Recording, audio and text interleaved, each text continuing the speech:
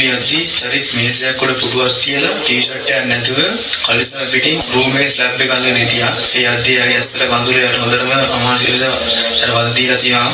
කලිසම පිටින් මේ යන්න ඉව හව පැන. අම්මට සිරි යට කලිසම පිටින් යන්න කිව්වා හාව පැන පැන. දැන් කැම්පස් එකේ උන්ට මේ යට කලිසම් රුදාවක් කොල්ලන්ගේ රහස් අවයව බලන රුදාවක්. ඒ කියන්නේ දැන් මුන්ගේ දෙමව්පිය මුන්ට කන්න බොන්න දීලා පොඩි කාලේ ඉඳලා හදලා තියෙන්නේ මුන්ව කැම්පස් යවලා එක එක කොල්ලන්ගේ යට කලිසම් බලන්න, එක එක කොල්ලන්ගේ රහස් අවයව බලන්න තමයි මේ මුන්ව කැම්පස් යවලා තියෙන්නේ. මේ කැම්පස් සක්කිලි ඇත්තටම මේ රත්තරන් කොල්ලෝ ඉන්නවා කැම්පස් වල. හරිද? හොඳ කොල්ලෝ අපි දැකලා තියෙනවා ලංකාවේ වටේම තියෙන කැම්පස් වල. මේ සබරගම යුනිවර්සිටි එකේ සමහරක්ගේ මේ අයියලා කියාගෙන ඉඳන් ඉන්න IRC කාර්යයන්ගේ මාර සීන් එකක් තියෙනවා. තව සීන් එකක් තියෙනවා. මම ඒකත් මේ වීඩියෝ එකේදී කියනවා මේ සබරගම යුනිවර්සිටි එකේ. මොකද මට මතකයි පබහින්න ගමම එකපාරක් ඕකේ ඉන්න IRC අයියලා ටිකට ගහන්න හිටියේ. පබහින්න ගමම ඔය සබරගම යුනිවර්සිටි එකට කාලයක් ගහන්න හිටියා. ඔය අයියලාගේ IRC වැඩේ හින්දා. එහෙනම් IRC කාර්යෝනේ පාතාලේ සෙට් එකක් ඉන්නේ. හැමෝටම නෙමෙයි මම කියන්නේ. ඕක ඉන්නවා සෙට් එකක්. හරි නිකන් විප්ලවවාදී මත දරන, ජාතිවාදී ආගම්වාදී මත දරන එන තිරිසන්නු සෙට් එකක් ඉන්න. උන් ටික ගැන තමයි අද මම මේ වීඩියෝ එකෙන් හෙළි කරන්නේ. මේකට නීතිය ක්‍රියාත්මක වෙන්න ඕනේ. මේකට ගැන කතා කරන්න ඕනේ. කවුරුත් කතා කරන්නේ නැහැ. මම නිහඬව හිටියා මෙච්චර කල්. මම මුකුත් වීඩියෝ එකක් නෑවේ නෑ. මේක ගැන කතා කරන්න ඕනේ කියලා හිතුණා. අර අහිංසකයට වෙච්ච අසාධාරණ හින්දා. එහෙනම් ආයිබෝන් කියලා පිළිගන්නවා ටෝක් විත් තේජු YouTube channel එකට. තාමත් subscribe කරලා නැත්නම් subscribe කරන්න. එතනින් එහා පැත්තේ තියෙන bell icon එක ඔබලා touch එකකින් වීඩියෝ එකක් දාපු ගමන් බලන්න. අපි යන් කතාවට. ටෝක් විත් හර්ෂිත බාධක බිඳ සත්‍ය සොයා. මේ සබරගමුව යුනිවර්සිටි එක මම මගේ ජීවිතේ දැකපු යුනිවර්සිටි වලින් ලස්සනම යුනිවර්සිටි එකක් තමයි සබරගමුව යුනිවර්සිටි එක. මාර ලස්සනයි. හරිම යුනික් නේචර් එකක් මැද තියෙන හරිම ලස්සන.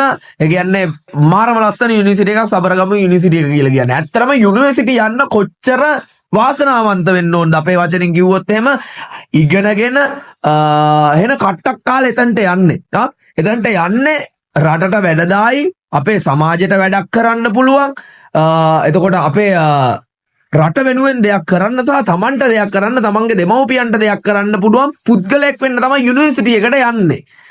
එතකොට එහෙම තමයි බහුතරයක් යුනිවර්සිටි යන්නේ. හැබැයි සමහරක් යුනිවර්සිටි යන්නේ අර ඉගෙනගෙන එක්ක කොපි කරලා අපි දන්නේ කොහොමද කියලා however එහෙම කරලා ඉවර වෙලා මුන් යුනිවර්සිටි ගිහිල්ලා මුන් මොකද්ද කරන්නේ? උන් යන්නේ කොල්ලන්ගේ රහස් අවයව බලන්න. ඒ රහස් අවයව බලන එක තමයි උන්ගේ ආතල් එක. දැන් ඒ තෘප්තිය ගන්න තමයි මුන් යුනිවර්සිටි යන්නේ. මම මේ කියන සෙට් එක. එතකොට නැත්තම් කෙල්ලන්ට එක එක අතවර කරන්න තමයි සමහරු යුනිවර්සිටි යන්නේ. කියන්නේ කෙල්ලෙක්ට අතවර කරන්න. එතකොට නිකන් තමන්ගේ තියෙන අර මේ ලිංගික ඇරියස් අපි කියනවා මොකද්ද කියන්නේ සෙක්ස් ඇරියස් කියලා කියන්නේ. අන්න ඒව කවර් කරගන්න තමයි සෙට් එකක් යුනිවර්සිටි යන්නේ. හරිද? එතකොට දැන් මෙහෙම යන අපේ පාතාල අයියලා මුන් ඇවිල්ලා අයියලා එතකොට මේ අයියලා ටික ගිහිල් ඉවර වෙලා මොකද්ද කරන්නේ? වෙන සීන්. ඉගෙන ගන්න. උන් ඉගෙන ගන්න.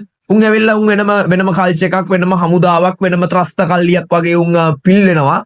පිල්ලලා ඉවර වෙලා උන් කරන්න කෙලින්ම මොකද්ද පවතින දේශපාලන පක්ෂය ඔන්න ඒකට මොකක් හරි කිය හැසිරෙන්න පටන් ගන්නවා. පෙළපාලියන්න පටන් ගන්නවා. ඉගෙන ගන්න උන්ට ඉගෙන ගන්න දෙන්නද ඔය මේ හෙට අපි පෙළපාලියක් යනවා තොපිලෙන්න ඕනේ. නැත්තම් අම්මට සිරි කරනවා. ඕම කියනවා. ඊට පස්සේ මේ රීසන්ට්ලි මරු වැඩක් වුණා මේ ඔයි කැම්පස් එකේ ඔයි මේ මට ආරංචි වුණා. මට කීප දෙනෙක් මට කිව්වා මට කතා කරලා කිව්වා මේ අනේ මචං අපි ගියා මේ ඔයි සබරගම යුනිවර්සිටි එකට අපි වැඩක් කරන්න ගියා. යද්දි මචං අපි අපිට මේ වැඩ කරද්දි මචං මේ දික් කලිසම් හැමතිස්සෙම අඳින්න බෑ මචං. මොකද අපි ගියේ වැඩේට විතරයි. අපි ෂෝට් එකෙන් ගියේ. ඒකින්න සෙට් එකක් ඇවිල්ලා අපිට මෙහෙම පාට් එකක් දැම්මා. මේ ෂෝට් ඇඳගෙන ඉන්න ලෑස්ති වෙන්න එපා.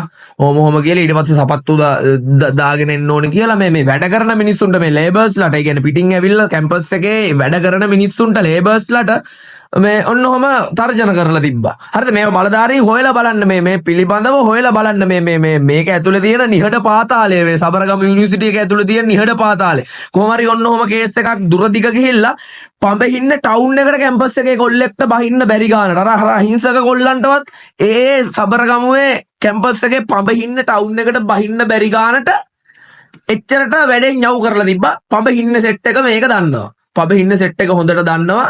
ඒ පාතාල අයියලාට එළියට බහින්න දීලා නැහැ. හරිද? හිතාගන්න උන් කොච්චර සමාජයට රටට බරක්ද කියලා. දැන් මේ බලන්න මේ ඉන්සිඩන්ට් එක බලන්නකෝ.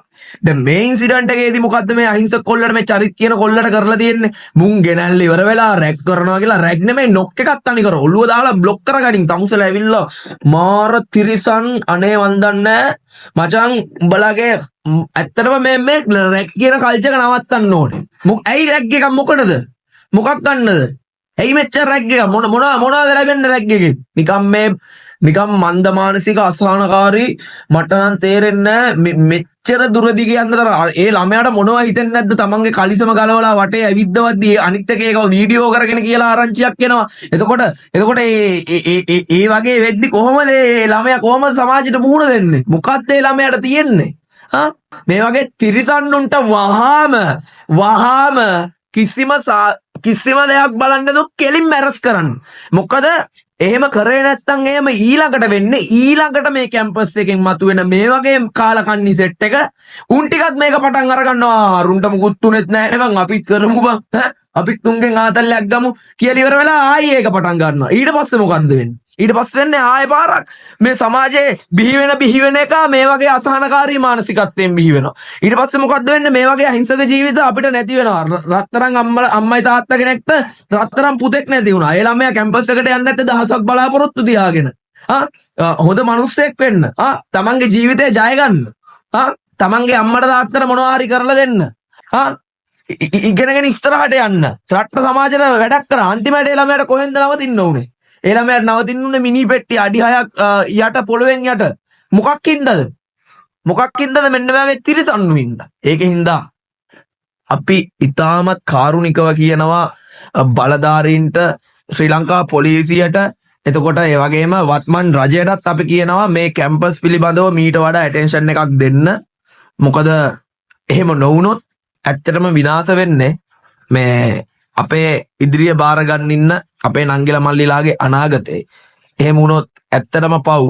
ඇත්තටම මේ ළමයි පව්. එහෙම වෙන්න ඕනේ නෑ. මේ ඉන්සිඩන්ට් එක එළියට ආපු හින්දා අද ඔයාලා අපි කතා කරනවා. දැන් ওই පඹ ඉන්න ওই නගර මිනිස්සු ඕකුන්ට ගහන්න හිටපු ඉන්සිඩන්ට් එකක් මට මේකින්ද මට කියන්න පුළුවන් වුණා. මේක ඩිලිවර් කරන්න පුළුවන් වුණා උන්ගේ තත්ත්වය. ඉතින් මං කියන්නේ මේ වගේ නොකියන කොච්චර දේවල් නම් ওই ගුහාව ඇතුලේ ඇතිද? ලස්සන යුනිවර්සිටි එකක් ලස්සන නංගිලා මල්ලිලා ටිකක් අදටත් ඒක යනවා. ඒ අතර මේ වගේ විස බීජ ඉන්නවා මුළු කැම්පස් එකේම නම නැති කරන ඒ කැම්පස් එකේ නම නැත්තර නැති කරලා දාන. ඒකින්ද අපි බලධාරීන්ට කියනවා නැවත වතාවක් කරුණා කරලා මේකට සාධාරණයක් ඉෂ්ට කරන්න. මුළු ශ්‍රී ලංකාවම බලන් ඉන්නවා සමාජ මාධ්‍ය ක්‍රියාකාරීකයෝ සමාජ්‍යවේදියෝ විදියට අපි බලාගෙන ඉන්නවා. ඉතින් මේකට මොකද්ද වෙන්නේ කියලා ඒක යට යන්න දෙන්න බෑ. මේකට අනිවාර්යෙන් නීතිය ක්‍රියාත්මක වෙන්න ඕනේ. මේ ළමයාට යුක්තිය සාධාරණයක් ඉෂ්ට වෙන්න ඕනේ. මුළු මහත් ශ්‍රී ලංකාවෙම ඉන්න විශ්වවිද්‍යාල සිසුවෝ හා ශිෂ්‍යාවියන් වෙනුවෙන් අනිවාර්යෙන් මේකට නීතිය ක්‍රියාත්මක කරලා මේකට සාධාරණයක් ඉෂ්ට කරලා දෙන්න කියන එක ඉල්ලන ගමන් අදට වීඩියෝ එක අවසන් කරනවා. එහෙනම් ටෝක් විත් හේෂිත බලන් හිටියට ස්තුතියි. සබ්ස්ක්‍රයිබ් කරලා නැත්නම් සබ්ස්ක්‍රයිබ් කරන්න. එතනින් එහා පැත්තේ තියෙන බෙල් අයිකන් එක ඔබලා ටච් එකකින් වීඩියෝ එකක් දාපු ගමන් බලන්න. ඔබට සුබ දවසක්.